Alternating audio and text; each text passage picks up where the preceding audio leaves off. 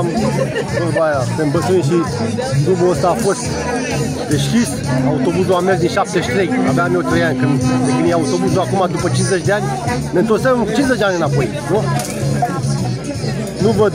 Cum vă încurcă închiderea porțiunii de drum? Ne încurcă foarte tare, pentru că eu dacă merg de 30 de ori la Târgu Jiu, am în oraș, fac 150 de km într-o lună de zile, în plus.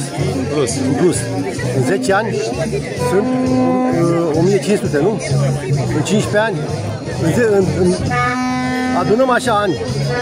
Și unde-i pierderea? Timpul nu s-a pierdut. În 54 de ani de când sunt născut, la calea ferată n-a fost niciun accident. Niciun accident n-a fost. Credeți că e nejustificată măsura să se închidă drumul, că s-a deschis drumul de centură? Dar nu avem, e foarte bun și acela. Îl folosiți pe acela, dar nu știu bucățica asta de ce e închisă. De ce? Să putea face acolo un giratoriu mai oval sau mai încoace, ca să putem ieși și intra. Sau un pasaj la calea ferată, un pasaj, ceva. Erau soluții și sunt soluții. Se poate rezolva, dar cineva trebuie să facă. Cum vă cheamă? Gheorghe Țigăreanu.